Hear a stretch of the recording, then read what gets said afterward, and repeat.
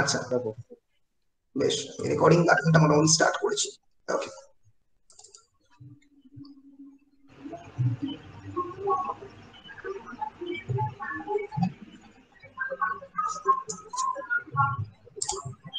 yes so thank you everyone and welcome to my third class on Homer's Iliad.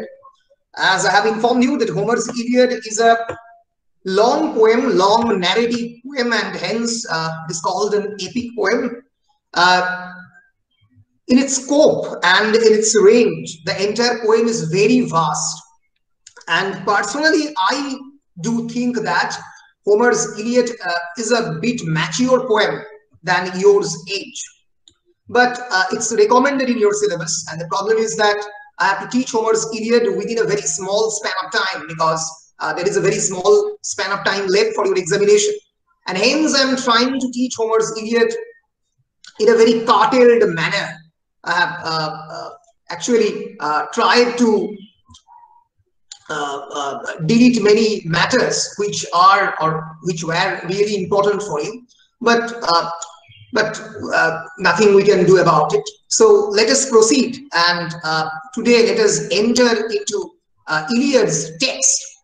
And before entering into the text of the book 1 and book 2, which is recommended in your syllabus, let me recapitulate a bit some of the basic important information of Homer's Iliad.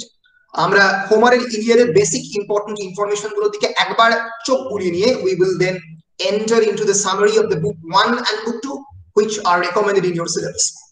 The first is that Iliad, the name Iliad, the etymological source of the word Iliad, has been derived from the song of the Ilian or the song of the Ilium, as I have previously mentioned to Quail.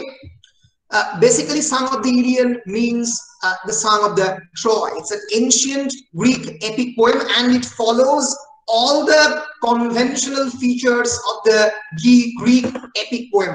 What are they? We have already discussed, but again we will look into it. And it is, of course, written in dactylic hexameter. It basically tells the story of the fight between the Greek and the Romans, the great conflict which manifested in the War of the Troy or Trojan War. It's a poem written almost 16,000 lines, divided into 24 books. And the only two books, first two books, 1 and 2, is recommended to you. It is written in the Homeric Greek, that is, it's a combination of the Ionic Greek and the other Greek dialects. I mean, আগেই বলেছি Iliad is written about 750 BC in the Mycenaean Greek period. And remember, on that particular Greek period, all the states are basically city-states.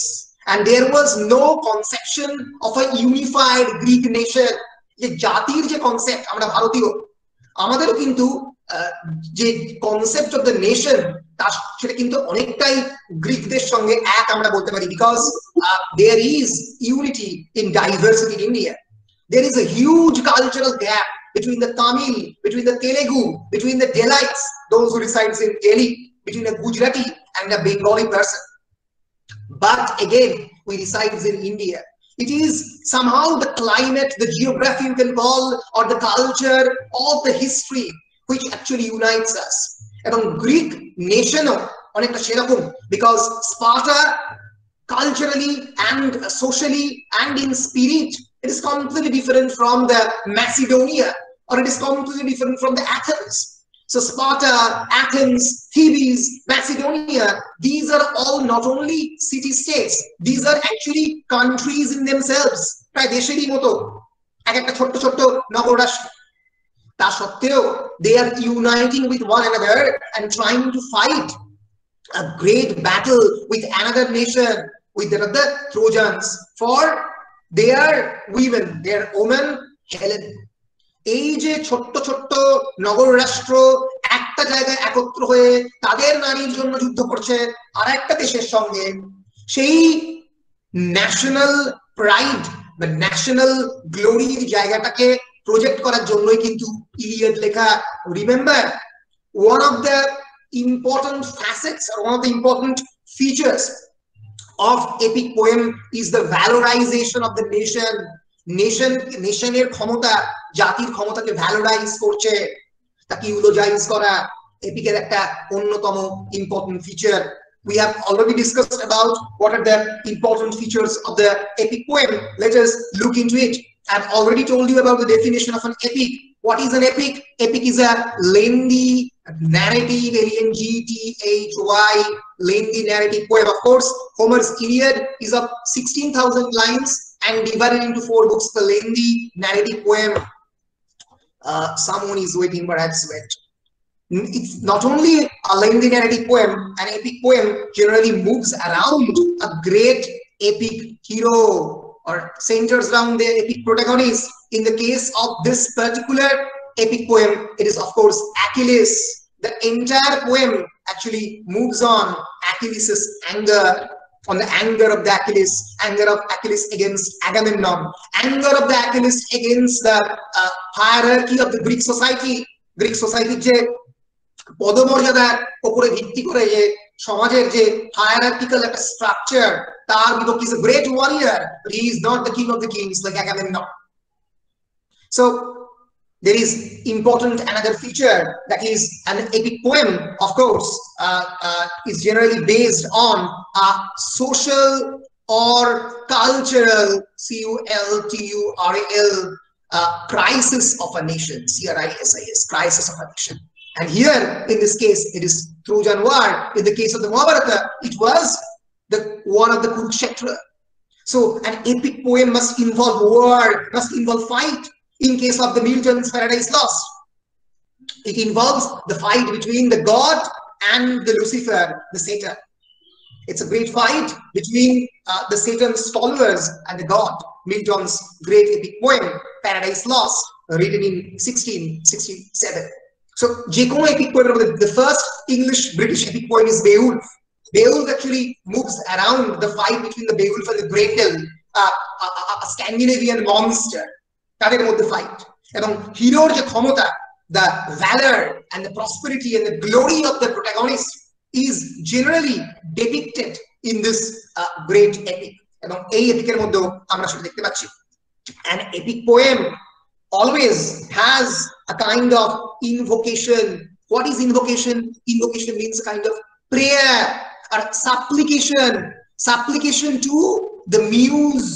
Muse means the goddess of the poetry. কবিতার অধিষ্ঠাত্রী দেবীর কাছে নতমস্তকে প্রার্থনা করছে, give me the power, give me the tenacity to write this great epic poem which will run about almost 16,000 lines. Remember, Homer is a blind poet and many people actually put their skeptic doubt, the questions regarding the identity of the Homer আদৌ exist করতো কিনা তাই নিয়ে অনেকে প্রশ্ন করেছেন। কিন্তু যে কোনো এপিক পোয়েট প্রথমেই ইনভোকেশন করে কবিতার অধিষ্ঠাত্রী দেবীর কাছে। they generally ask for the power to supply them, and Homer is a blind poet. Milton becomes blind when he was writing Paradise Lost. একজন অন্ধ মানুষ লাইনের পর লাইন বইয়ের পরে বই লিখে চলেছে। এই ক্ষমতা খানিকটা হলেও অবশ্যই transcendental, divine and spiritual. So epic poem এখন আর লেখা হয় না। This is not the modern era, is not the era of the epic poem. Can why? Because অনেকেই বলে it's not the heroic age, the atmosphere, the ambience of the modern times, the din and the bustle of the modern life is not an appropriate ground for writing epic. আমাদের চারপাশের পৃথিবী, আমাদের advancement of the টেকনোলজিতে কৃষিকার পৃথিবীর মধ্যে এই Achilles বা অর্জুন বা সেটান বা গড এদের মতো ফিগার আমরা হয়তো নিতে পারবো না বা আমাদের এই পৃথিবীর সঙ্গে যাবে না। তাই মডার্ন এপিক পোয়েমের ধরন অন্য। তোমরা জানো T.S. Eliot, one of the greatest authors of the British literature, modern period, he wrote The Westland, W-A-S-T-E-L-A-N-D. The West is a pun on the West, W-E-S-T. পশ্চিমী সভ্যতার is almost becoming West, almost becoming a filthy, a derogatory, a deteriorated civilization. সেই পড়ে যাওয়া, ভাঙা, পচা, মৃত্যু পতাকা নিয়ে যে লেখা সেটা হচ্ছে 1922 সালে পাবলিশ, আমরা বলি শেষ মহাকাব্য লেখা মডার্ন লাইফের উপরে, T.S.. এলিয়টস the wasteland. It actually begins with the famous line, April is the cruelest month, breeding lilacs out of the dead land, mixing memory and desire, starting dull roots with spring rain. April is the cruelest month. কেন? April তো আমরা সবাই জানি যে নতুন করে শুরু হওয়া জীবনের গান করে। April is the season of the springtime. It is the time of the rejuvenation. তা সত্ত্বেও এপ্রিলকে কেন বলছি is the cruelest month, breeding lilacs out of the dead land, mixing memory and desire, starting dull roots with spring rain.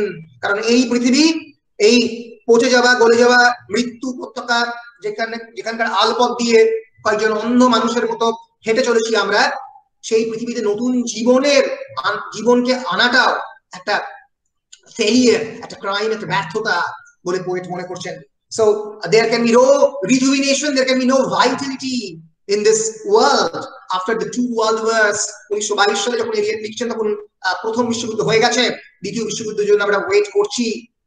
তো এই world war inflicted পৃথিবীতে ইউরোপের পপুলেশনের প্রায় 1/3 population has been wiped out in the first world war. So এই পচে যাওয়া গড়ে যাওয়া পৃথিবীতে নতুন করে মানুষ আনাকে প্রশ্ন তুলছেন এলিয়ট। নতুন পপুলেটেড এই নতুন করে পপুলেশন করে এই পৃথিবীকে নিয়ে প্রশ্ন তুলছেন এলিয়ট। ফলে আধুনিক সভ্যতার মধ্যে কিন্তু এপিক পোয়েম, এপিকের যে জেনারেল ফিচার যেগুলো আমি ডিসকাস করছি সেগুলো কিন্তু ঠিক আসে না, যায় না। ওই জন্য হয়তো এপিক পোয়েম লেখা হয়। এরকম প্রশ্ন অনেক সময় পড়ে, is this do you think this contemporary modern world is an appropriate age of writing the epic poem? এই প্রশ্ন মানে এসে যখন পড়তো তখন আসতো। No, it's not a proper appropriate time. কারণ এই সময়ে মহাভারত বা Iliad is of course very appropriate, আমি মনে করি খুবই appropriate, কিন্তু নতুন করে লেখাটা মানে হচ্ছে ধরনের ক্যারেক্টারদের রিক্রিয়েট করা, এই ধরনের ক্যারেক্টারকে এক্স্যাক্টলি আমাদের পাশে এরকম ক্যারেক্টারদের পাওয়া, যেটা প্রায় অসম্ভব। Invocation or supplication or prayer to the epic muse is another important feature. Then another very important feature is the intervention of the gods or deus ex machina. The gods with their greed, with their own feelings, with their emotions, they are intervening inside this great epic poem. Previously, we have actually discussed about what are the gods who are participating inside this great poem. There are actually many. Zeus is participating. He is the supreme god and the king of the Olympian deity. His duty is to carry out the will of the destiny.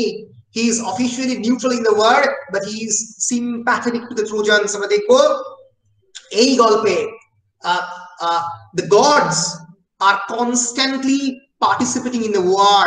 কোন god support করছে ট্রোজানদের, কোন god support করছে গ্রিকদের। হেরা, sister and the wife of the Jews, she is a fanatical supporter of the Achaeans, that is the Greeks.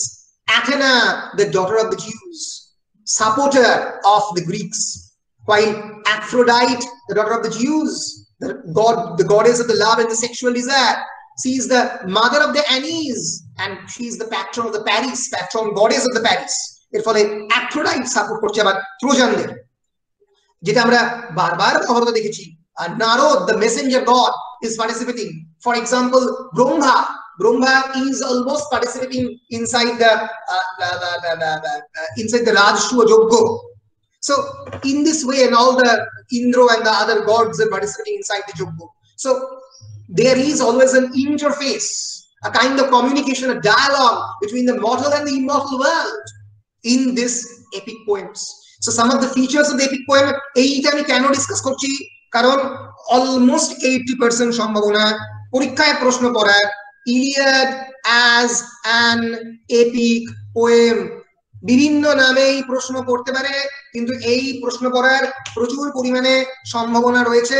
তোমরা জেনে রাখো, বর্ধমান বিশ্ববিদ্যালয়ের যে model কোয়েশ্চেনটা সেটা যদি তোমরা খোলো দেখতে পাবে, discuss the conventions of the Greek epic as found in the Iliad books 1 and 2. So epic poem, invocation, comment on the invocation of the book 1, important questions, critically evaluate the setting. Of the setting means the location, the Trojan plain in which the Iliad is located, Achilles' anger, the character of the Achilles, the portrayal of the Achilles with reference to book 1 and 2, and of course a short note on Achilles' anger. They are almost same. এই ধরনের কিন্তু প্রশ্ন পড়ে। এছাড়াও যে প্রশ্ন পড়ে সেটা হচ্ছে write a critical note on the idea of the divine intervention with reference to book 1 and 2. Narrative technique নিয়ে প্রশ্ন পড়ে। এই হচ্ছে মোটামুটি প্রশ্ন। আর এপিক সিমিলি কাকে বলে পড়তে পারে চান্স কম, কিন্তু important question.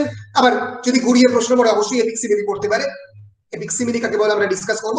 Simile means similarity.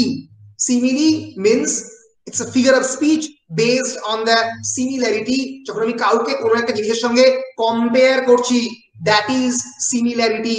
Red as a rose is she. আমি যদি কোনো একজন নারীকে প্রায় তার গায়ের রঙকে রোজের সঙ্গে কম্পেয়ার করি, that is simile. Epic simile কখন হয়? যখন একটা there should be a grandiose comparison with a particular personality with something different from it. For example, আমি বলছি, আমি ইলিয়াডের এক্সাম্পল দেবো এপিক সিমিলি একটু পরে, তার আগে আমি একটা এক্সাম্পল দিই। For example সেটান। সেটানের যখন ডেসক্রিপশন দিচ্ছেন মিল্টন, সেটানের যে পেছন দিকের পুড়ে যাওয়া যে তার যে back side, he is comparing the back side with that of the moon, the orb of the moon. মুনের যে পেছন দিকটা যেরকম খেয়ে যাওয়া, পচে যাওয়া, the erosive back side of the moon, that back side is being compared with the Saturn, as if Galileo, the famous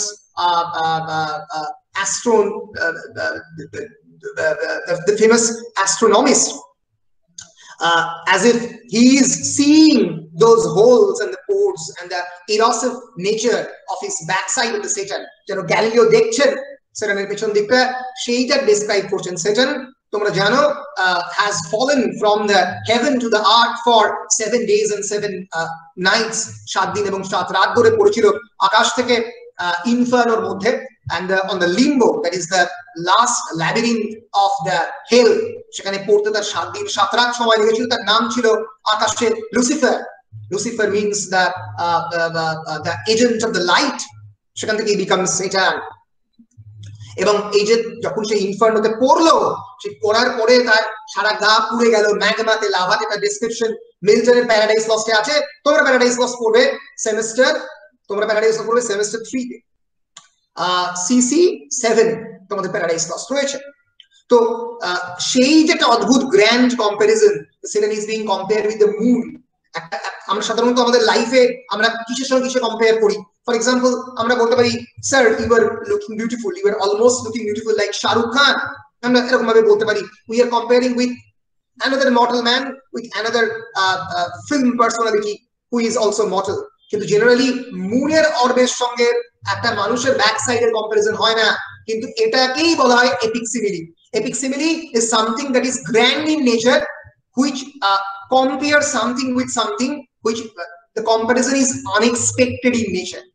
The analogous comparison between one object and the another is not expected in case of the epic simile. তো সেই বিষয়টা নিয়েও আমরা যখন প্রশ্নগুলো নিয়ে বলবো তখন আলোচনা করবো। তত দেখিয়ে দিলাম কোন কোন প্রশ্নগুলো পড়তে পারে। One is the epic conventions, the second is Achilles' character or the anger of the Achilles, the third is epic simile, of course the fourth is the intervention of the gods, and then there is the plot construction or the narrative structure of the Iliad. এই পাঁচটা প্রশ্ন একটু ভালো করে তৈরি করে রাখবে। আমি যে মেটেরিয়াল গুলো দিয়েছি সেগুলোর মধ্যে থেকে আশা করছি পাওয়া যাবে। ঠিক আছে, বেশ। স্বাগত কিছু একটা প্রশ্ন করবে বলছিলে, স্বাগত করো। বলছিলাম যে স্যার এপিক সিমিলি যেটা বলছিলেন, আমাদের প্রচলিত একটা কথা অনুযায়ী যেরকম আছে স্যার, বলে না মেয়েদের ক্ষেত্রে যে রূপে লক্ষ্মী, গুণে সরস্বতী, এরকম ব্যাপার স্যার, ওইরকম টাইপের। That can be also be called almost a grand epic simile. Absolutely, এটা বলা যেতে পারে। So absolutely এটা বলা যেতেই পারে।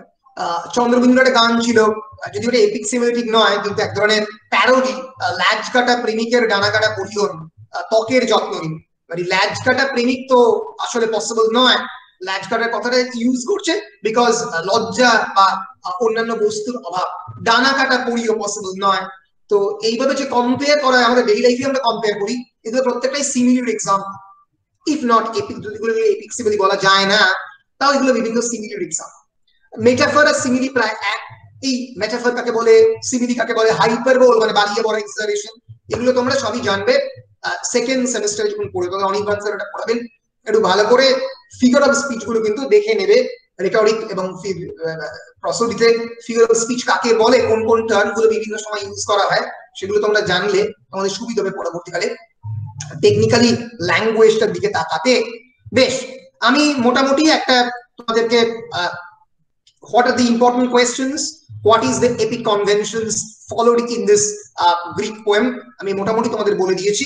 এবার আমি directly entering into the summary of book 1 and book 2 in Iliad's in the of Iliad, book 1 and book 2 of Iliad. So আমরা শুরু করছি। প্রথমে কোন জায়গাতে যদি আটকায় আমাকে প্লিজ ইনফর্ম করো। আমি আগেই বলেছি that the text of the Iliad, actually the book 1 of the Iliad actually begins with a kind of feud, F-E-U-D. Feud means a kind of quarrel between Achilles and Agamemnon. So এই particular জায়গাটাই না, এটা হচ্ছে text, এটা জায়গাটার নামই হচ্ছে the contention of the Achilles and the Agamemnon. In the war of the Troy, the Greeks have sacked some of the neighboring towns. মানে ট্রয়ের যুদ্ধে গ্রিকরা যখন ঢুকতে পারলো না, after not they were not being able to penetrate the great wall of the Troy, they were actually sacking the neighboring towns. চারপাশের শহরগুলোতে আক্রমণ করছিল, and taken from thence two beautiful captives. দুজন সুন্দরী বন্দীকে তারা এনেছিল। একজনের নাম হচ্ছে Chrysis, Chryses, and another is Briseis, Briseis, allotted first to the Agamemnon. Chrysis K Agamemnon পেয়েছিল এবং Briseis কে Achilles পেয়েছিল। মানে এটাই আগেকার দিনের এরকম ভাবে নিয়ম ছিল, when you are sacking some great towns, when you are conquering those towns, some of the captives of the town will become your concubine, তোমার sexual partner এ পরিণত হবে। That was the custom of the contemporary time, as we all know, though it is extremely non-progressive and non-patriarchal in nature, but that was the convention of that particular time. Chrysis, the father of the Chrysis, Chrysis the name of the women, and Chrysis is the father of the Chrysis. তার যে বাবা Chrysis, তিনি ছিলেন priest of the Apollo. তোমরা জানো Apollo is the sun god. He comes to the Grecian camp to ransom her. তাকে ছাড়িয়ে নিয়ে যাওয়ার জন্য গ্রিক ক্যাম্পে তিনি এসেছিলেন, with which the action of the poem opens. এখান থেকেই পোয়েমের অ্যাকশনটা শুরু হচ্ছে। In the 10th year of the siege, আমরা জানি the siege of the Troy, তার প্রায় 8 বছর 9 বছর কেটে গেছে, 10 নম্বর বছর চলছে, সেই 10 নম্বর বছরে থেকে শুরু হচ্ছে কবিতাটা। And the priest being refused and insolently dismissed by Agamemnon, entreats for vengeance from his god, who inflicts a pestilence on the Greeks. Agamemnon যখন insolently refuse করলো যে no, I will not give back Chrysis, she is my captive, she is my sexual partner, then the priest actually entreats the god Apollo for vengeance, এবং এর ফলে যেটা হলো গোটা Greek ক্যাম্পে একটা পেস্টিলেন্স হলো। পেস্টিলেন্স মানে আমরা জানি যেটা দিয়ে ইডিপাস শুরু হচ্ছে, এক ধরনের এপিডেমিক বা প্যান্ডেমিক না, if not pandemic it's an epidemic, এক ধরনের রোগ, এক ধরনের প্লেগ, যার ফলে প্রচুর পরিমাণে মানুষ মারা গেল। সো এইটা দিয়ে আমরা বলতে পারি আমাদের ইলিয়াড শুরু হচ্ছে। So Iliad actually begins with following the Greek tradition of the epic poem in medias res. Medias res মানে in the middle of the themes. এবং in the invocation section, Homer states his theme. What is his theme? যদি জিজ্ঞেস করে এক লাইনে ইনভোকেশনের theme কি? The wrath or the anger of the Achilles and its effects. Remember, Achilles is the central protagonist of Iliad. And the entire Iliad is actually centering around and moving on the wrath and the anger of the Achilles. So Homer states the theme of his poem, that his entire poem is based on the wrath of the Achilles, the anger, the furiousness of the Achilles and its effect, tar prabhav, tar impact. Achilles er rag ebong tar impact er upor gota poem based, and requests the aid of the muse so that he can properly recount the story, so that he can recount, he can retell the story to the audience. The reader is then carried to the point where the trouble originally arose, which is where the story of the Iliad actually begins, in the middle of the war. যুদ্ধের মাঝখানে ইলিয়াডের story শুরু হচ্ছে, এবং এই যে anger, Achilles's anger, what is the cause of Achilles's anger, সেখান থেকে শুরু হচ্ছে. During one of the Achaean armies' many raids on the cities located near the Troy, the Achaeans captured two beautiful enemy maidens. I've already told you, two unmarried young girls, and they are Chrysis and Briseis. Mone thakbe, Chryssis and Briseis. Mone thakbe, Chrysis and Briseis. These are the two women with whom the action of the Iliad actually begins, with Chrysis and Briseis, and they were the captive young maiden. One is allotted, of course, to Agamemnon. Chrysis, and Briseis is being allotted to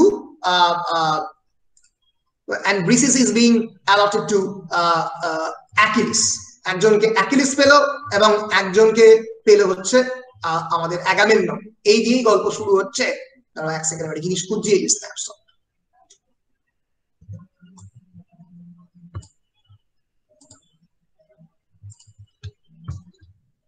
Chrysis and Briseis, these two figures are very important. এদেরকে দিয়েই শুরু হচ্ছে ইলিয়াডের বুক 1.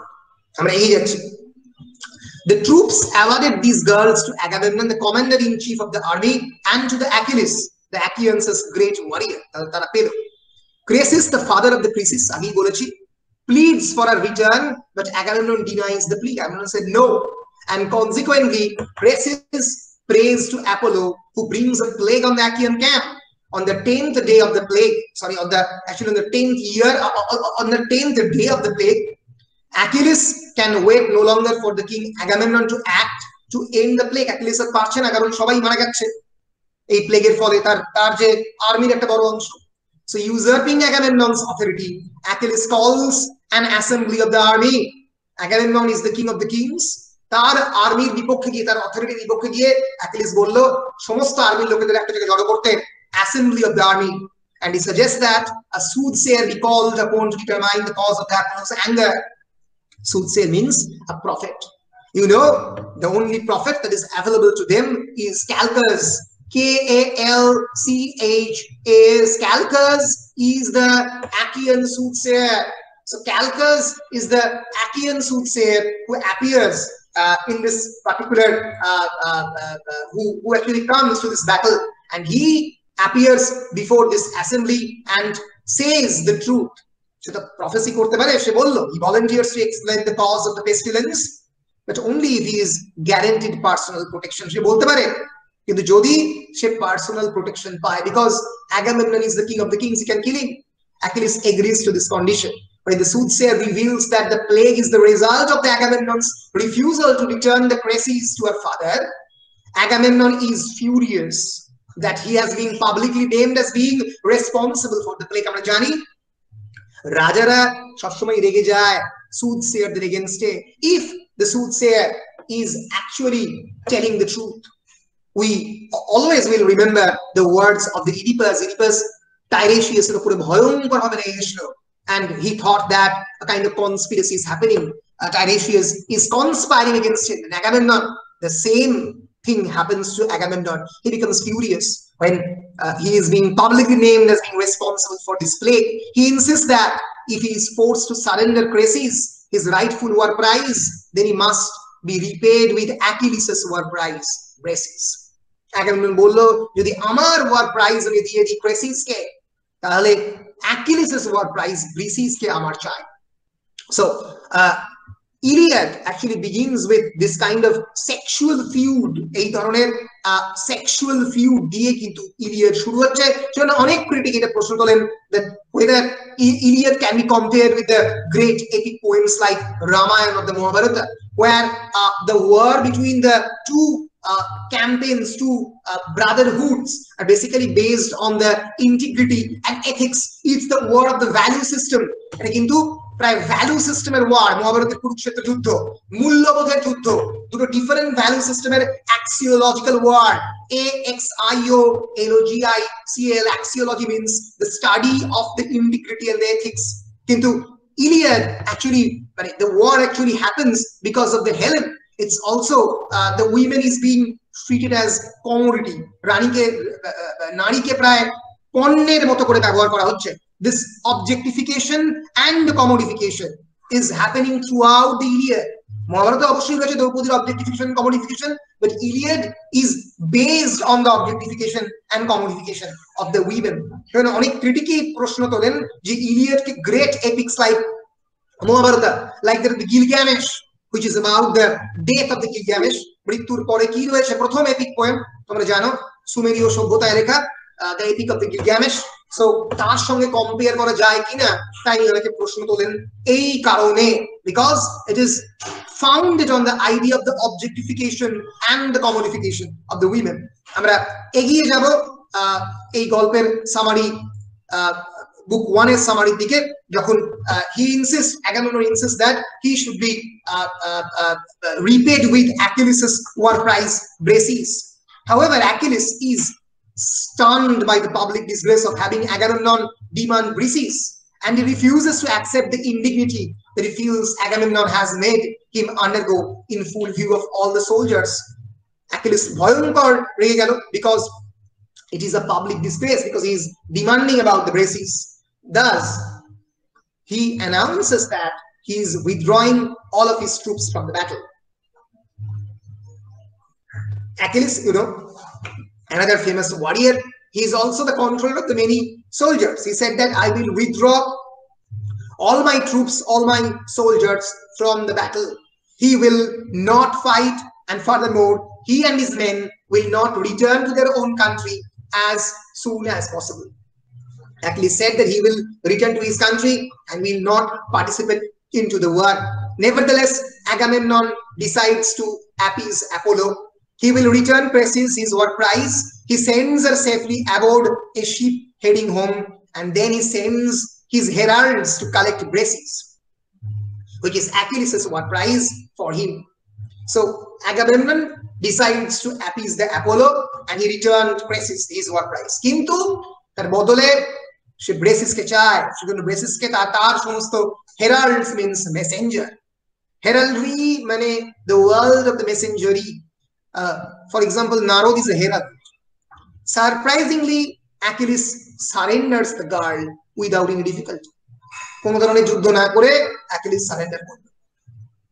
But Achilles in despair prays to his mother Thetis, আমরা জানি the sea goddess, asking her to use her influence with Zeus to ensure that the Trojan armies defeat his fellow Achaean soldiers.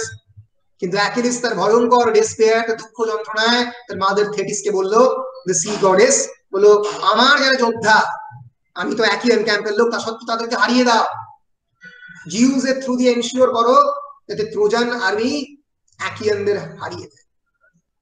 And Achilles hopes that this result will cause disgrace for Agamemnon and so repay the wrong that the king did to Achilles.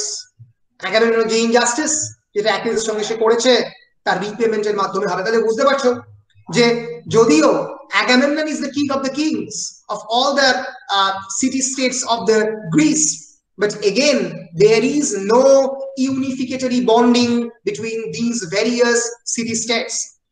In this great war of the Trojan War, all the great city states participated in this war, whether it's Macedonia, Thebes, or Athens, or other city states, but there is no unificatory bonding. So a golpo, this story, this epic poem is also about the unification of the Greek nation. কেমন করে একটা জাতি আর একটা জাতিকে হারিয়ে তারা সংঘবদ্ধ হচ্ছে তার গল্প। Remember, Homer is writing this poem in order to glorify the Greek nationhood. This is, remember, the main purpose of the epic poem. What's the purpose of the epic poem? The purpose of the epic poem is instructive in nature. Instructive মানে শিক্ষা দেওয়া, instructive or didactic in nature. Do you all these know these words? I think didactic মানে শিক্ষণীয়, But pedagogy means relating to the method of study. Pedagogical, G-O-G-I-C-L, pedagogy, P-E-D-A, pedagogy মানে কি রে বলো? What is the meaning of the word pedagogy? A খুব important word যেটা B Ed এ পড়ানো হয়. What is pedagogy? জানা উচিত. Pedagogy means it's basically most commonly understood as the approach to teaching. How to teach is about pedagogy, is the theory and practice of learning and how this process influences and is influenced by the social, political and psychological development of the learners. আমি প্রত্যেক মুহূর্তে তোমাদের সঙ্গে কথা বলছি, জানার চেষ্টা করছি তোমরা কতটা শিখেছো. This is of course an pedagogical experimentation. পেডাগজির অনেক ধরনের স্কিল হয়, তোমরা যদি পরবর্তীকালে যখন জানবে তখন বুঝবে. অল্প করে বলে রাখছি তোমাদের শেখার জন্য. যে কোনো কোর্সের মধ্যে, ধরো I am teaching you the English honours, যে কোনো কোর্সের মধ্যে একটা বিষয় থাকে, সেই বিষয়টা হচ্ছে লার্নিং অবজেক্টিভ. কি কি বিষয়টার নাম কি বলো একটু বলো? Learning objective. লার্নিং অবজেক্টিভ মানে কি?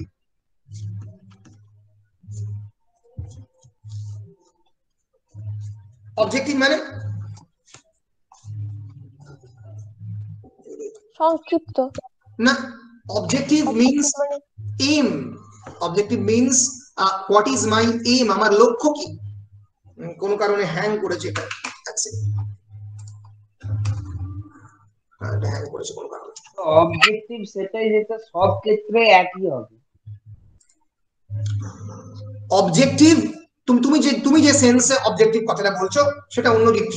সেটা হচ্ছে যে মানে ওই অবজেক্টিভ কোয়েশ্চেন বা এই অর্থে. Objective in generally means what is your object, মানে তোমার এম কি. দাঁড়াও এক সেকেন্ড, কোনো একটা কারণে তোমরা কি আমাকে শুনতে পাচ্ছ? হ্যাঁ স্যার শুনতে পাচ্ছি. আমার কম্পিউটারটি কোনো কারণে হ্যাং করেছে.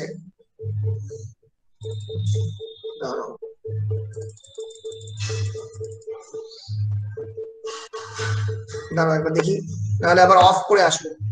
Control alt delete.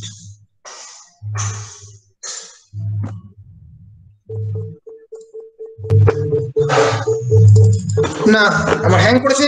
তোমরা 2 মিনিট ওয়েট করো, আমি অফ করে অন করে আসছি, ঠিক আছে? Okay sir. 2 মিনিট ওয়েট করো, জাস্ট আমি আসছি.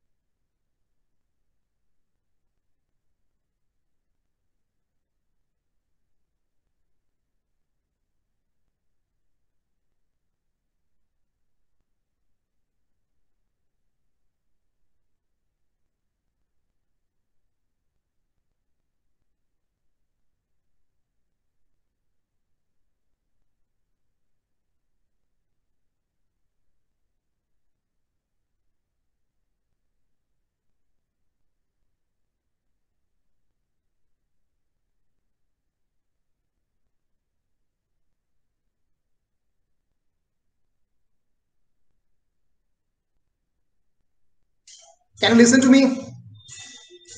Yes, sir. Sorry. Yes, sir. Sorry for the interruption. So I was saying that about the pedagogical ability, the pedagogical quality of Eliot. যে কোনো এপিক পোয়েমই কি করে, আমাদের শেখাবার চেষ্টা করে। তো সেইটা বলতে গিয়ে আমি পেডাগজি কাকে বলে তা ডিসকাস করতে গিয়ে আমি ছোট্ট করে জিজ্ঞেস করছিলাম লার্নিং অবজেক্টিভ কাকে বলে। এটা তোমাদের সবারই জেনে রাখা প্রয়োজন, সেজন্য আমি জাস্ট একবার এখানটাতে বলেই আবার টেক্সটের সামারিতে ঢুকে যাব। What is objective? Objective is basically aim.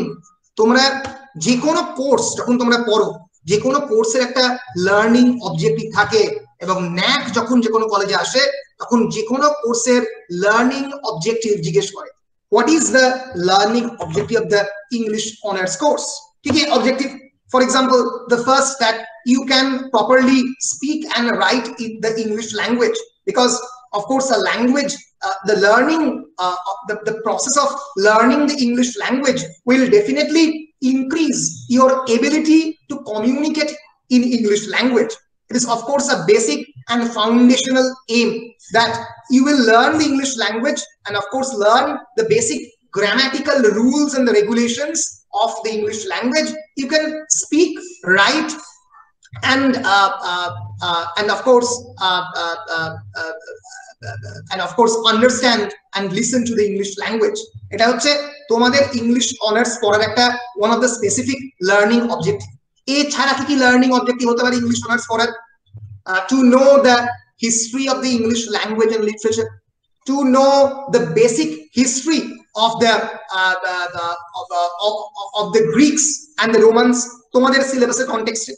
The learning objective একটা হয় of the English language, আর একটা হয় learning objective of the specific paper, যে প্রত্যেকটা পেপার তোমরা পড়ছো তার লার্নিং অবজেক্টিভ কি কি। ক্লাসিক্যাল ইন্ডিয়ান লিটারেচার মানে তোমরা ইন্ডিয়ান লিটারেচারের feature, classical Indian literature Mahabharata আর রামায়ণের যে বেসিক কনস্ট্রাকশন সে ব্যাপারে জানছো। এর ফলে ফিজিক্সের লার্নিং অবজেক্টিভ হচ্ছে basic idea of the physics, like pressure, like thermodynamics, like light, এই সম্পর্কে স্টুডেন্টরা জানছে। এ তো গেল যে কোনো একটা কোর্সের লার্নিং অবজেক্টিভ। এছাড়া কি থাকে? যেটা থাকে সেটা হচ্ছে খুবই ইম্পর্টেন্ট, যেটা আমি এখন অ্যাসেস করতে পারছি না, সেটা হচ্ছে লার্নিং আউটকাম। আউটকাম মানে লার্নিং আউটকাম মানে what is the meaning of the learning outcome? বলো, what is the meaning of the word learning outcome? What is outcome? বলা উচিত। What is outcome? Outcome is the, বলো, is the result of the learning. যে জিনিসটা শিখলে সেটা কতটা শিখলে। আমি তো তোমাদেরকে শেখানোর অবজেক্টিভ হচ্ছে যে এই পয়েন্টগুলো তোমরা শিখবে, কিন্তু কতটা শিখলে সেটা কিভাবে জাজ হবে? সেটা কে জাজ করবেন? জাজ করবে টিচার। কিসের মাধ্যমে? এক্সামিনেশনের মাধ্যমে। এবার এই এক্সামিনেশন হচ্ছে লার্নিং অবজেক্টিভ অ্যাসেসমেন্টের ওয়ান অফ দ্য ইনস্ট্রুমেন্টস। আমরা কনভেনশনাল এক্সামিনেশন নিই, সেটা একটা রাস্তা হতে পারে যে তোমরা কতটা জানো, তোমরা সেখানে মুখস্থ করে লিখতে পারো। কিন্তু এই যে প্রত্যেক দিনের যে অ্যাসেসমেন্ট, যেটাকে কন্টিনিউয়াস ইন্টারনাল অ্যাসেসমেন্ট বলা হয়, সিআইই, এটাই সিবিসিএস এর মেন এইম এবং অবজেক্টিভের মধ্যে পড়ে, যে কনস্ট্যান্ট লার্নিং এর মাধ্যমে তোমাদেরকে সচেতন করা যে তোমরা কতটা জানলে। প্রত্যেক মুহূর্তে টিচাররা জিজ্ঞেস করছে তোমাকে যে তুমি একবার একটা ছোট মতো এসে লিখে দেখাও, আমাকে এই বিষয়টা বলো। এইটাই হচ্ছে এই পুরো প্রসিডিওরটা হচ্ছে বলা হয় learning outcome. Are learning outcome assessment হচ্ছে যে আমরা কনস্ট্যান্টলি তোমার সঙ্গে ইন্টারঅ্যাক্ট করছি, তোমাকে জিজ্ঞেস করছি তোমরা কতটা জানলে। এই যে আমি মাপছি যে তোমরা কতটা জানতে পারলে কি পারলে না, এটা কি বলা লার্নিং আউটকাম। মনে থাকবে, তোমরা যদি কৃষ্ণচন্দ্র কলেজের ওয়েবসাইটে যাও তাহলে দেখতে পারবে যে আমরা যখন ন্যাক করেছিলাম তখন পরিষ্কারই দিয়ে দিয়েছিলাম যে প্রত্যেকটা কোর্সের লার্নিং অবজেক্টিভ কি এন্ড লার্নিং আউটকাম কি। এই যদি তোমরা একাডেমিক্সে যাও তাহলে এখানে আমরা প্রোগ্রাম আউটকাম এবং course outcome, for example programme outcome and where is it? Yes, the course outcome. যদি ইংলিশে যাও এটাকে PO course outcome and PSO programme specific outcome বলে। তাহলে লেখা থাকবে কি কি? প্রথম goal, equip students with the knowledge of the English as a world language. Second, equip students with analytical skills in linguistics, communication and literary criticism, যেটা semester 6 এ আমরা পড়াবো। Train students with for careers and advanced studies in a wide range of English, public relations and communication fields. To develop the faculty of the skill in the student, তোমাদের যাতে পড়াবার ক্ষমতা তাদের মধ্যে বৃদ্ধি পায়। এগুলো হচ্ছে প্রত্যেকটাই হচ্ছে বিভিন্নভাবে প্রোগ্রাম অবজেক্টিভ বা আমরা কোর্স অবজেক্টিভ হতে পারে। কোর্স আউটকাম কি? তোমাদের সেন্স অফ দ্য জনরা তৈরি হবে, যে কোনটা কি জনরা তোমরা আইডেন্টিফাই করতে পারবে, কোনটা পোয়েট্রি, কোনটা এপিক, কোনটা drama. Writing skill and process, proper reading process, culture and history of the Europeans and the Britishers, and of course যেহেতু ইন্ডিয়ান ক্লাসিক্যাল লিটারেচার পড়ছে তাই ইন্ডিয়ান কালচার সম্পর্কে সচেতন হওয়া। ক্রিটিক্যাল অ্যাপ্রোচেস, কোন একটা জিনিসকে ক্রিটিক্যালি তোমরা দেখতে শিখবে, প্রশ্ন করতে শিখবে, ক্রিটিক্যালি অ্যাপ্রিশিয়েট করতে শিখবে, এবং তোমাদের রিসার্চ স্কিল যাতে ডেভেলপ করে। তো এগুলো হচ্ছে কিনা সেটা দেখার জন্য কি হয়েছে না, learning assessment, various kind of learning outcome assessment regulator, examination, CI. আমি প্রত্যেকদিন তোমাদের যে প্রশ্ন করছি, কথা বলছি, এগুলো প্রত্যেকটাই হচ্ছে কতটা তোমরা শিখলে তার পার্ট, যেটা অনলাইন লার্নিং এ অনেকটাই মানে ধাক্কা খাচ্ছে, কারণ ডাইরেক্ট ফিজিক্যাল ইন্টারাকশনের জায়গা নেই। এই জায়গাগুলোকে বলা হয় learning objective and learning outcome. যে কোনো শিক্ষার ক্ষেত্রে learning objective and learning outcome জানা ম্যান্ডেটারি। যদি তোমরা শিক্ষার্থী হিসেবে না জানো যে তোমরা এই 3 বছরের ইংলিশ কোর্সে কি শিখবে, তাহলে তোমরা কিছুই জানবে না। বিদেশে হার্ভার্ড বলো, অক্সফোর্ড বলো, প্রথমেই যেটা করে, প্রথম দিনকে ক্লাসের মধ্যে ওরা বলে দেয় what are the learning objectives, এই 3 বছরের কোর্সে তোমরা কি কি শিখবে, what are the basic foundational skills that you will acquire, তোমরা কি শিখবে, তোমরা কি জানবে। তাহলে তোমরা তো বুঝতে পারবে 3 বছরে তোমরা কি শিখলে। তাহলে কি করে বুঝবে তোমরা কি শিখলে? তাহলে নিজেরাই তো অ্যাসেস করতে পারবে। এবং টিচারদের কিন্তু ওখানে প্রত্যেক সপ্তাহান্তে, 1 সপ্তাহের পরে প্রিন্সিপালকে, ডিনকে রিপোর্ট করতে হয় ইন্ডিভিজুয়াল স্টুডেন্ট স্পেসিফিক একেবারে ডায়াগ্রাম করে, যে এর এতটা প্রগ্রেস হলো, এ এতটা শিখলো, এই যে যে অবজেক্টিভ, যে এম নিয়ে সে নেমেছে, সেই এম এর এতটা পথ গেছে, এই জিনিসগুলো জেনেছে। এটাই হচ্ছে outcome, learning objective, learning outcome. মনে থাকবে? স্যার বিশেষ করে বিদেশের ক্ষেত্রে একটা জিনিস দেখা যায়, অক্সফোর্ড বা কেমব্রিজ বা হার্ভার্ড এরকম বিশ্ববিদ্যালয়গুলোর ক্ষেত্রে প্রথমত ওরা ব্যাচেলার ডিগ্রি দেওয়ার সময় একটা অবশ্যই সমাবর্তনের মাধ্যমে ব্যাচেলার ডিগ্রি দেয় অবশ্যই। এবং ইউনিভার্সিটি স্যার অ্যাওয়ার্ড করে। ওদের ব্যাচেলার আমাদের ইউনিভার্সিটি অ্যাওয়ার্ড করে, বাট কলেজেস। হ্যাঁ, না, এবার বিষয়টা হচ্ছে ওদের মানে concept of the affiliated colleges is different. মানে ধরা যাক অক্সফোর্ডের বেলিয়াল কলেজ, অক্সফোর্ডের বেলিয়াল কলেজের টিচার ছিলেন তপন রায়চৌধুরী, তোমরা নাম শুনেছো, দ্য গ্রেট হিস্টোরিয়ান। বিষয়টা হচ্ছে ওদের ইউনিভার্সিটির যেরকম টিচার, কলেজের টিচারও প্রায় ইউনিভার্সিটির মতোই সম্মান পায়, মানে সেম, একই, কোনো পার্থক্য নেই, কারণ তারাও রিসার্চ করায়। প্রত্যেকটা কলেজে মাস্টার ডিগ্রি এবং পিএইচডি করাবার ব্যবস্থা হচ্ছে। Saint Antony's College, one of the greatest college in Oxford, পুরোপুরি মানে পিএইচডি করার ব্যবস্থা আছে। লন্ডনের কিংস কলেজ বা কুইন্স কলেজ লন্ডন, প্রত্যেকটাতেই ডক্টরেট ডিগ্রি দেওয়ার ব্যবস্থা রয়েছে। ফলে মানে the colleges are in the United States or in the UK, they are not individual units, they are actually not basically a higher educational institution for bachelor degrees, they actually offer PhD degrees. Okay, এর ফলে সেখানকার সমস্ত শিক্ষক এবং পুরো ইনস্টিটিউশনটাই হচ্ছে একটা মানে একটা অটোনমাস বডির মতো, এবং তাদের বিরাট ক্ষমতা। এই মানে মানে মানে সেন্ট অ্যান্টনিস কলেজের fellow Amartya Sen was a fellow of the Saint Antony's College, basically তাকে মাস্টার বলা হতো, master of the Saint Antony's College, Cambridge, master of the Cambridge. এবার কেমব্রিজ ইউনিভার্সিটির আন্ডারে কোনো একটা কলেজে পড়ানো আর কেমব্রিজ ইউনিভার্সিটিতে পড়ানোর মধ্যে সেখানে কোনো পার্থক্য নেই, যেটা কিন্তু এখানে হয় না। এখানে একটা বেসিক ডিফারেন্স ক্রিয়েট হয়ে যায়। ডারহ্যাম কলেজ এখন র্যাঙ্কিং এ ওয়ার্ল্ডের মধ্যে নাম্বার 1, তো সেখানে তো সবই রয়েছে। It's a college cum it's a university cum, it offers everything. Okay, so এই আর কি। হুম, এটাই পার্থক্য হয়ে যায়। অক্সফোর্ডের ক্ষেত্রে স্যার অক্সফোর্ডের সমস্ত কলেজগুলো অক্সফোর্ড ক্যাম্পাসের মধ্যে অবস্থিত। হ্যাঁ, অক্সফোর্ডের খানিকটা ক্যাম্পাসে, কয়েকটা বাইরেও রয়েছে, সব সব যে ক্যাম্পাসের এক্স্যাক্টলি মধ্যে আছে তা নয়, কিছু বাইরেও আছে, যেমন Balliol College, one of the oldest college in Oxford, একটু বাইরের দিকে, কিন্তু প্রত্যেকটাই মানে মানে মানে তার মধ্যে পিএইচডি থেকে শুরু করে সবই অফার করানো হয় আর কি। বেলিয়াল কলেজের তো স্যার মর্যাদাই আলাদা, ওদের হ্যাঁ, আলাদা বেলিয়ান এবং বেলিয়ান টাই আলাদা, একটা ইয়েই আলাদা, যে বেলিয়ান টাই পরা মানে তখন স্যার বিশাল ব্যাপার ছিল। বিরাট বিরাট বিরাট ব্যাপার ছিল বেলিয়াল টাই করা। তোমরা জানো another famous college is Corpus Christi college, যেখানে ক্রিস্টোফার মার্লো পড়েছিল। কর্পাস ক্রিস্টি কলেজের যে এন্ট্রান্স, সেই এন্ট্রান্স হচ্ছে প্রায় 4.5 ফুটের entrance. Why? Because education teaches you humility. তুমি মাথা নিচু করে ঢোকো, তুমি কখনোই, তুমি যদি 6 ফুটের মানুষ হও, তুমি মাথা উঁচু করে ঢুকতে পারবে না। কর্পাস ক্রিস্টি কলেজ এস্টাবলিশ হয়েছে 1300 সালে।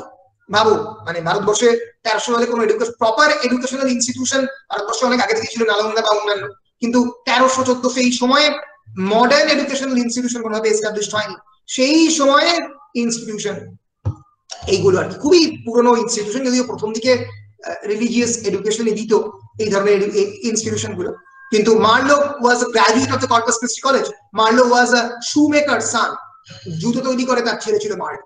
আর মার্লোর নিজের বিভিন্ন ধরনের সমস্যা ছিল চরিত্রে, তিনি অত্যন্ত মানে মানে কি বলবো, মানে full of pride and full of ambition. এর ফলে মার্লোর খুব তাড়াতাড়ি মৃত্যু হয়। ক্রিস্টোফার মার্লো, তার লেখা তোমরা পড়বে। তো কর্পাস ক্রিস্টি কলেজ আর একটা বিখ্যাত college of the Cambridge, Cambridge ইউনিভার্সিটির আন্ডারে। সো গোটা বিশ্বকাপে খ্যাতনামা একজন। কি বলছো, কি বলছো স্বাগত? ক্রিস্টোফার মার্লোর নাম জানা, আমি জানি অবশ্যই ক্রিস্টোফার মার্লো একজন খুবই খ্যাতনামা ব্যক্তি। হ্যাঁ, ক্রিস্টোফার মার্লো শেক্সপিয়ারের contemporary, one of the greatest university wits. অনেকে বলে যে Shakespeare is Marlowe and Marlowe is Shakespeare, মানে দুজনে একই মানুষ, আর ডিফারেন্ট এজে ডিফারেন্ট ভাবে এসছে। অনেকে এই থিওরি বিরোধিতা করে, তো যখন মার্লো পড়াবো তখন এইসব নিয়ে বলবো। তো যাই হোক, ভারতের ক্ষেত্রে যেটা হয়েছিল ইন্ডিয়ান সিভিলাইজেশনে, ইন্ডিয়ান সিভিলাইজেশন যেটা হয়েছে একদম প্রাককালে, মানে খুব প্রাচীনে ভারত খুব বেশি প্রোগ্রেস করেছিল, কিন্তু ওই মধ্যযুগটা মিডল, মানে ওই যে মধ্যযুগটা, এটা একটা ডার্ক এজ, ওই টাইমটা অন্ধকার, ডার্ক এজ, এটা ইন্ডিয়া একদম ওই জায়গাটাতেই পিছিয়ে পড়ে। একদমই তাই। কারণ তার আগে স্যার যখন অন্যান্য ধর্মীয় আচারেও বলা হয় যে পৃথিবীকে কেন্দ্র করেই সূর্য ঘুরছিল, কিন্তু স্যার ভারতীয় কালচার অনুযায়ী দেখুন নবগ্রহ যে মানে কনসেপ্ট আছে, 9টা গ্রহ, তাছাড়া যে পৃথিবী সূর্যকে কেন্দ্র করে, পৃথিবী শুধু নয় প্রত্যেকটা গ্রহই সূর্যকে কেন্দ্র করে ঘুরছে, এটা কিন্তু ভারতীয় কনসেপ্ট, রিলিজিয়াস কনসেপ্টই প্রথম ছিল। এবং শুধু তাই নয়, যেটা বর্তমানে প্রমাণিত যে সূর্য স্থির নয়, সেটাও কিন্তু আমাদের এইখানে স্যার অবস্থান করছে। মানে যদি স্যার রামায়ণে হনুমানের চরিত্র থেকে দেখেন, তো হনুমানের গুরুদেব ছিলেন সূর্যদেব। তো সূর্যদেব এর কাছে তিনি যখন শিক্ষা গ্রহণ করতে চান, সূর্যদেব তিনি বলেন যে আমি এক জায়গায় স্থির থাকতে পারি না, আমি এক জায়গায় স্থির নয়, আমি সর্বত্র বিরাজমান, আমি সর্বত্র চলমান অবস্থায়, চলন্ত অবস্থায় রয়েছি, ডাইনামিক আমি। অতএব তোমাকে পেছন দিক থেকে হাঁটতে হাঁটতে আমার কাছে শিখতে হবে। ঠিক, ওইখান থেকে স্যার জানাও যায় যে সূর্য ডাইনামিক, মানে এই স্ট্যাটিক ওয়ার্ল্ডে কিছু নেই, যত যত অবজেক্ট আছে ওয়ার্ল্ডে সবই ডাইনামিক। ঠিক ঠিক ঠিক, অ্যাবসলিউটলি ট্রু, ঠিক ঠিক বলেছো। আর স্যার নালন্দা বিশ্ববিদ্যালয় প্রথম বিশ্ববিদ্যালয় যেখানে স্যার প্রায় 10,000-এর বেশি ছেলে মেয়ে একসঙ্গে রেসিডেন্সিয়াল পৃথিবীর মধ্যে প্রথম বিশ্ববিদ্যালয় বলা যেতে পারে নালন্দা, প্রথম বিশ্ববিদ্যালয়, এবং বিষয় নিয়ে পড়াশোনা করানো হতো, 64টা বিষয়। তারপর স্যার তখনকার জ্যোতির্বিজ্ঞান বলুন, আর্যভট্টের কথা বলুন, সুশ্রুতের কথা বলুন, মানে বলা মানে একের পর এক নাম চলে যাচ্ছে।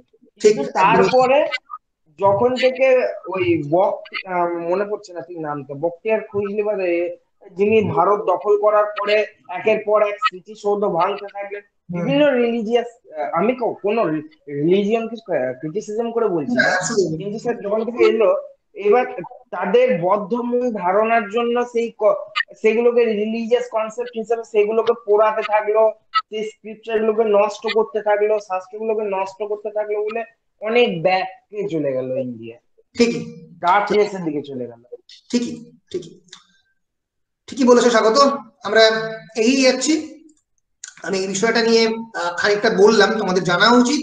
তো সো আমি যে জায়গাটা বলছিলাম যে এর ফলে অ্যাকিলিস যেটা করে, অ্যাকিলিস ডিসাইড করলো যে সে ফেরত দেবে এবং তার মাকে সে বললো, থেটিসকে, the sea goddess, that তার ইনফ্লুয়েন্স ইউজ করে যাতে অ্যাকিয়ানরা হেরে যায়। So Thetis visits Zeus on the Olympus, and the king of the gods agrees to aid the Trojans.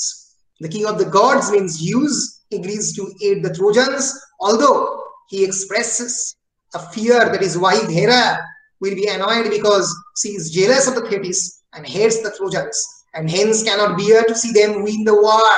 Jodio she bollo that her wife Hera will be very much angry against him and Thetis because he is jealous of the Thetis and hates the Trojans, and hence cannot bear to see them win the war. So readers discovered that Hera does indeed hate the Trojans, but she fears Zeus's wrath even more, and so she quiets her protests. অনেক জায়গাতেই জিউসের যে অ্যাঙ্গারকে হেরাও ভয় পায়।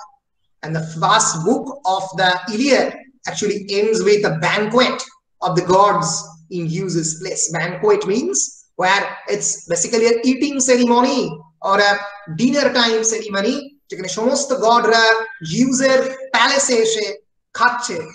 এটা দিয়ে শেষ হচ্ছে the book 1 of Iliad. So book 1 of the Iliad actually begins between the feud of the Achilles and the Agamemnon. এদের দুজনের ঝগড়া দিয়ে শুরু হচ্ছে। তাদেরকে নিয়ে between the Chryses and the Brises. Chryses and Brises are the two war captives of the Trojan land. কে পাবে তাকে তাই নিয়ে ঝগড়া between the Agamemnon and the Achilles, because Chryses-কে Agamemnon-কে Chryses-কে sacrifice করতে হবে, কারণ Chryses' father Chryses is also the priest of the Apollo. Apollo-র priest-কে রাগিয়ে দেওয়া মানে Apollo-র anger-কে inflict করা মানে Apollo actually has destroyed some of the parts of the Achaean army through pestilence, through plague. এর ফলে Chryses-কে sacrifice করতে হলো Agamemnon-কে. In return of that, Agamemnon claims Brises, another captive woman from Achilles' house. And Achilles তাকে দিয়ে দিতে বাধ্য হলো, কিন্তু Achilles requests his own mother Thetis, who is the sea goddess, that Thetis should help the Trojans to win the war because he hates Agamemnon. ফলে প্রথম থেকেই গল্পের আগামেমননের প্রতি অসন্তুষ্ট আমরা দেখতে পাবো Greek, one of the greatest Greek warrior Achilles. সে আগামেমননকে পছন্দ করে না। আমরা দেখবো গল্প জুড়ে আগামেমননকে অনেকেই পছন্দ করে না, কিন্তু he is the personality who will win the war. Achilles মারা যাবে, আগামেমনন যুদ্ধ জিতে ফিরবে। সো এই হচ্ছে মোটামুটি শুরু হচ্ছে। আমরা দেখতে পেলাম the summary of the book 1 of Iliad. মনে থাকবে বেশ very important concepts like the concept of the pride and the honor are introduced in the book 1. আমরা দেখতে পাচ্ছি যে both Agamemnon and Achilles believe that their honor is compromised in the decisions involving the female captives, Chryses and Brises. প্রত্যেকেই দুজনের honour নিয়ে, সম্মান নিয়ে প্রত্যেকটা গ্রিক ওয়ারিয়ার খুবই সচেতন। So pride and honor were very important principles for the Greeks, particularly because those traits involved public perception. Public perception মানে জনগণের মনের মধ্যে যে ধারণা সেটা কিন্তু অনারের উপর ডিপেন্ড করে, কারণ কতটা ক্ষমতাবান অ্যাকিলিস সেটা ডিপেন্ড করছে অ্যাকিলিস তার ওয়ার ক্যাপ্টেনকে আগামেমননকে ছেড়ে দিচ্ছে কি দিচ্ছে না তার উপর। So Agamemnon thinks that Achilles, by calling the council and demanding that Chryses to be returned to the Chryses, his father, has challenged his leadership and impugned his honor. তার লিডারশিপকে, তার অনারকে ইম্পাঞ্জড করেছে, কাউন্সিলকে চ্যালেঞ্জ করে। Likewise, Achilles feels that Agamemnon's decision to take Brises as a replacement for Chryses is an affront to his honor. একই রকম ভাবে Achilles মনে করে যে আগামেমননের ডিসিশন ব্রেসিসকে নিয়ে নেওয়ার ক্ষেত্রে তার অনারকে চ্যালেঞ্জ করছে। ফলে this is basically a story of the conflict of the two personalities between one is Agamemnon, another is Achilles. So এইভাবেই কিন্তু বুক 1 আমরা দেখতে পাচ্ছি শুরু হচ্ছে। আমরা এগিয়ে যাব বুক 2 এর দিকে এবং দেখব বুক 2 এর এক্স্যাক্টলি কি সামারি। বুক 2 টা অনেকটাই ছোট in size.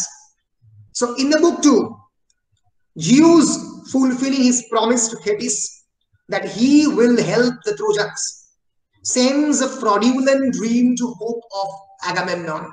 Agamemnon ke স্বপ্ন দেখালো, কে দেখালো? Zeus, that he will help the Trojans and sends a fraudulent dream of hope to Agamemnon. Agamemnon কে আশা দেখালো যে তুমি যুদ্ধে জিতবে। Confidence can destroy, overconfidence especially can destroy anybody in a war.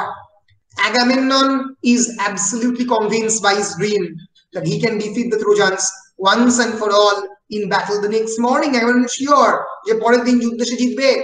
So full of false hope, he and his council plan a mass assault on Troy. তারা decide করলো সবাই মিলে একসঙ্গে mass assault on Troy করবে। But to test the loyalty of his army before he begins his mass assault, Agamemnon announces to the soldiers that 9 years of war is more than enough. They should return home. এবার আমরা বাড়িতে ফিরবো। To his great surprise, his troops react to his suggestion with loud enthusiasm. বলল হ্যাঁ ফিরবো। So breaking ranks, they run to prepare their ships for the trip home. কারণ কেউই আর যুদ্ধ করতে চাইছে না।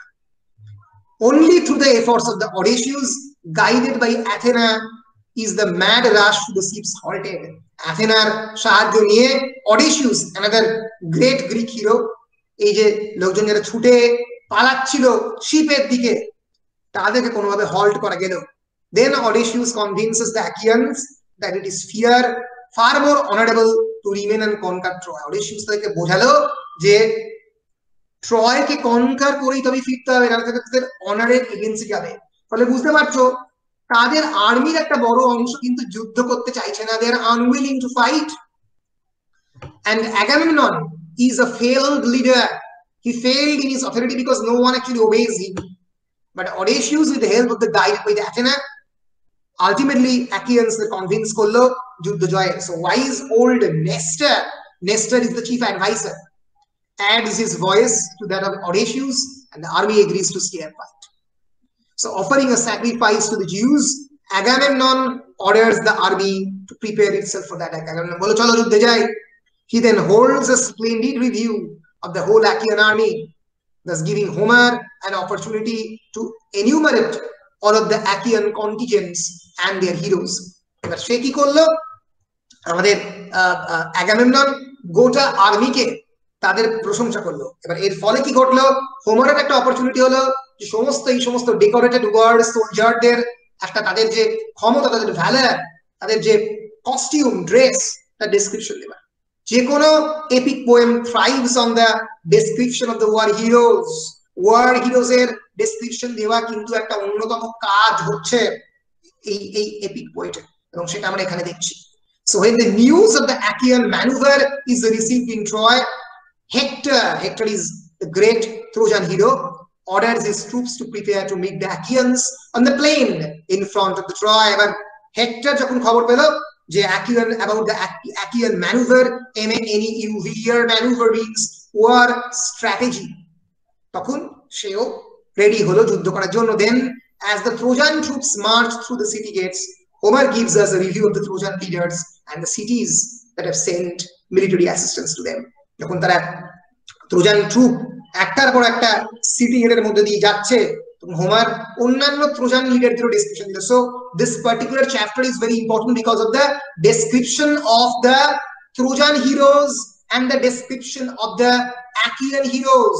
কারা কারা গ্রিক হিরো এবং কারা কারা ট্রোজান হিরো, তাদের এই যে তারা যে যুদ্ধে যাচ্ছে সেই যে তাদের যে এক্সপিরিয়েন্স এবং তাদের যে ডেসক্রিপশন এই হিরোদের, সেই ডেসক্রিপশন এই বুক 2 এর মধ্যে আছে। অর্থাৎ বুক 1 এর মধ্যে confrontation between the Agamemnon and Achilles about Achilles' anger, and book 2 contains actually the description before the war, যুদ্ধ জয়ের আগে।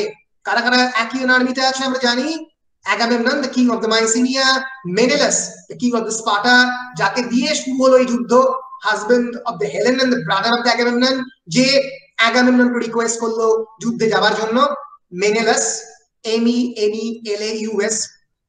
Then there is Achilles, the leader of the Myrmidons, Myrmidon, যে জাতীয় উপজাতি, the leader and the king of the Pythia, son of the Peleus and the Thetis. Then there is Odysseus, the king of the Ithaca Raja, the Greek commander and the smartest warrior, Odysseus. And then there is Nestor, the old king, the great advisor of Agamemnon, the king of the Pylos, and trusted advisor to Agamemnon, the wisest warrior. Then there is Ajax the Great, the king of the Salamis and the son of the Telamon. Then there is Diomedes, the king of the Argos, son of the Tydeus. Then there is Ajax the leader, the commander of the Locrians, son of the Oileus. Idomeneus, commander of the Cretans. Patroclus, Achilles' closest companion, যার মৃত্যুর ফলে Achilles decide করবে হেক্টরকে মারতে, কারণ Achilles প্রথম থেকেই চাইছিল যাতে অ্যাকিয়ানরা হেরে যায়, কারণ সে অ্যাগামেমননকে পছন্দ করে না। কিন্তু যখন পেট্রোক্লাস মারা যাবে পরের বইতে, তখন সে ডিসাইড করবে যে না, ট্রোজানদের শেষ আমি দেখে ছাড়ব। So these are the great Achaean army, the leaders of the Achaean army, and here are the Trojans. Dardanus ko dekhte pabo na, he's the first king of the Troy, and he originally named the city Dardania. Then there is Hector, the great war hero, the prince of the Troy, the son of the king Priam. King Priamer বড় ছেলে, সব থেকে শক্তিশালী Trojan যোদ্ধা, the most powerful prince of the Troy, Hector. Then there is Aeneas. Aeneas will appear at the end of the book, the son of the Achaeans, Achisus and Aphrodite, যাকে নিয়ে আরেকটা epic লেখা হয়েছে, Aeneid. Then there is Paris. Paris is the prince of the Troy, the son of the king Priam. Then there is Priam, the aged king of the Troy. Then there is Deiphobus, the brother of the Hector and Paris, the bhai হচ্ছে Deiphobus. Then there is Agenor. Agenor কার বাবা? Agenor, Cadmus, the son of the Antenor, a Trojan warrior who attempts to fight the Achilles. যে অ্যাকিলিসের সঙ্গে যুদ্ধ করার চেষ্টা করেছে, পারেনি। Then there is Sarpedon, the son of the Jews, killed by the Patroclus, তাকে মারবে Sarpedon। Then there is Glaucus, Dolon, Antenor and Polydorus, the son of the Priam and Laocoon. So এদের নিয়ে হচ্ছে এরা ট্রোজান হিরো আর এটা অ্যাকিয়ান hero. তো এদের মধ্যে যে যুদ্ধ, সেই যুদ্ধের শুরুর দিকে যে description of this decorated war soldiers, সেটাই বুক 2 তে দিয়েছে। বেশ, তাহলে বুক 1 এবং বুক 2 সামারি আমরা একটা করার চেষ্টা করলাম। বুক 2 যদি আমরা ক্রিটিক্যাল কমেন্ট করি, মানে about the, if you look book 2 critically, it can be divided into basically 2 segments. The one is Agamemnon's dream and the rallying of the men after they try to return to the ships. মানে প্রথম পার্টটা হচ্ছে অ্যাগামেমননের false dream, যেটা তাকে Zeus দেখিয়েছে, ভুল স্বপ্ন, মিথ্যা স্বপ্ন যে জিতবে যুদ্ধে, এবং সে টেস্ট করছে তাদের সোলজারদের, চলো বাড়ি চলে যায়। সোলজাররা তো আরো উৎসাহে বলছে চলো বাড়ি চলে যাই। সো তারা যখন পালিয়ে যাচ্ছে, they are rallying of the men after they try to return to the ship, তার কাহিনী একদিকে রয়েছে। And the great catalog of the Greek kings, Greek রাজাদের যে catalog, heroes and the ships that have come to the Troy, তার description আর একদিকে রয়েছে। বারবার বলছি, catalogue is a very important part of the epic. আমি যখন এপিকের এই ফিচার নিয়ে তোমাদের সঙ্গে ডিসকাস করছিলাম একটু আগে, তার মধ্যে একটা বিরাট ইম্পর্টেন্ট ফিচার হচ্ছে cataloguing the works of the great Greek heroes.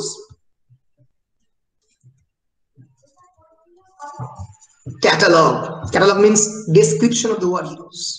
তাদের নাম, তাদের পরিচয়, তারা কিভাবে যুদ্ধ করছে, তাদের ক্ষমতা, এই পুরো ডেসক্রিপশনটা এই ক্যাটালগিং এর মধ্যে একটা গ্রেট এপিক রাইটার করে। So this are some of the features of the epic poem, যেটা আমরা ইলিয়াডের মধ্যে দেখতে পাচ্ছি।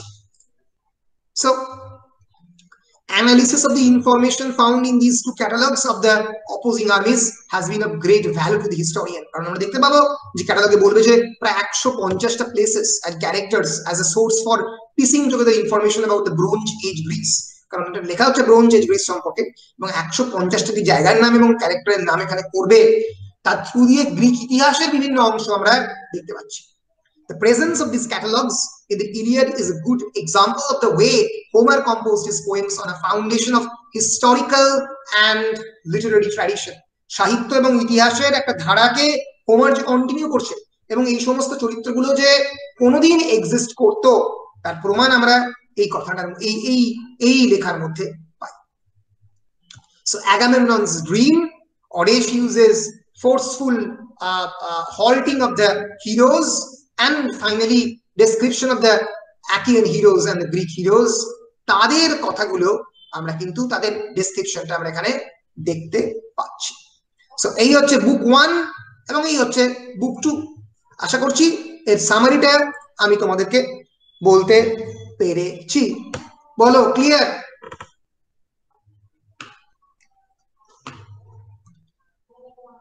বলো ক্লিয়ার কিনা? হ্যাঁ স্বাগত। একদম ক্লিয়ার স্যার। বেশ বেশ, খুবই ক্লিয়ার এবং স্যার খুবই ইন্টারেস্টিং কিন্তু স্যার খুবই ইন্টারেস্টিং।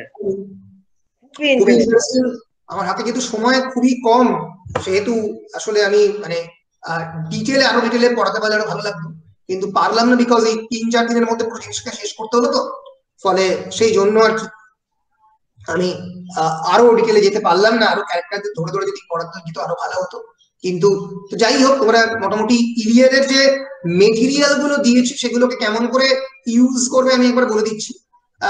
এই যে বইটা যেটা দেখবে আছে তোমাদের গুগল ড্রাইভে আছে, কালকেও দিয়েছি, অন হোমার্স ইলিয়াড বলে যে ক্লিফ নোটস এর যে বইটা রয়েছে সেখান থেকে অবশ্যই বুক 1 এবং বুক 2 এর সামারিটা ভালো করে তৈরি করবে। এখানেই মোটামুটি পুরো জিনিসগুলো বলে দিয়েছে।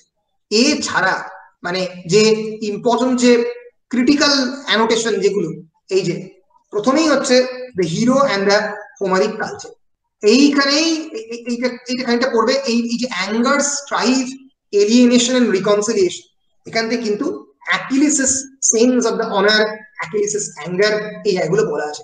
ফলে অ্যাকিলিসের আনসারটা তোমরা এখান থেকে খুব সুন্দরভাবে লিখতে পারো। আচ্ছা, 2 নম্বর যেটা বিষয় সেটা হচ্ছে একটা মেটেরিয়াল দিয়েছি, দেখবে 1 সেকেন্ড।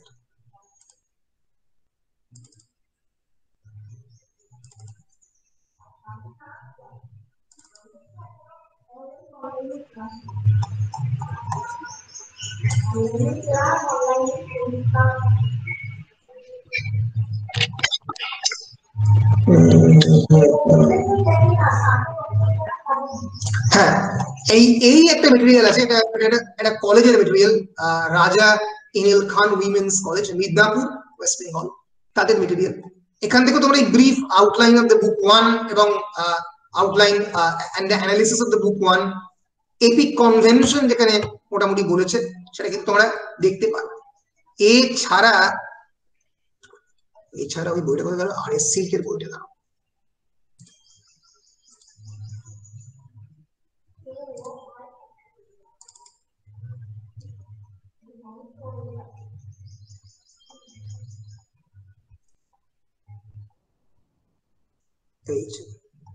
স্টাইলিশ, এই যে দেখো এই বইটা খুবই ভালো বই, এটাও তোমাদের দিয়ে রেখেছি।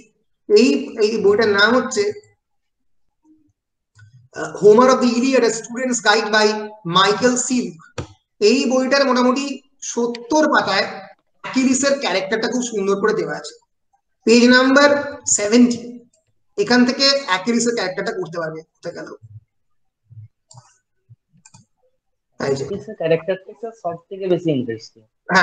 অ্যাকিলিসের ক্যারেক্টার খুবই ইন্টারেস্টিং।